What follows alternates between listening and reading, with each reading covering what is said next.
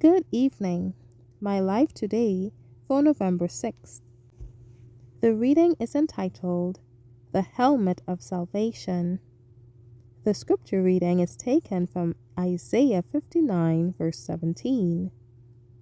For he put on righteousness as a breastplate, and an helmet of salvation upon his head, and he put on the garments of vengeance for clothing, and was clad with zeal as a cloak. Many have confused ideas in regard to conversion. They have often heard the words repeated from the pulpit, "Ye must be born again. You must have a new heart." These expressions have perplexed them. They could not comprehend the plan of salvation. Many have stumbled to ruin because of the erroneous doctrines taught by some ministers concerning the change that takes place at conversion. Some have lived in sadness for years, waiting for some marked evidence that they were accepted by God.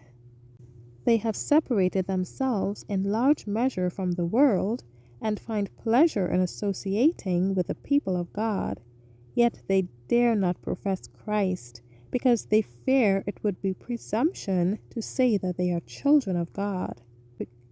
They are waiting for that peculiar change that they have been led to believe is connected with conversion.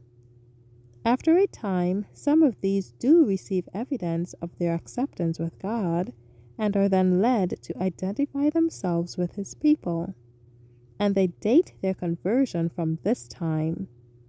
But they were adopted into the family of God before that time.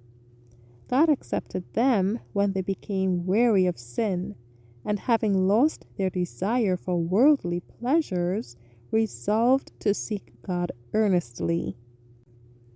But, failing to understand the simplicity of the plan of salvation, they lost many privileges and blessings which they might have claimed had they only believed when they first turned to God that He had accepted them.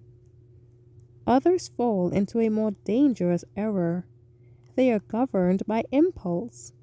Their sympathies are stirred, and they regard this flight of feeling as an evidence that they are accepted by God and are converted. But the principles of their life are not changed.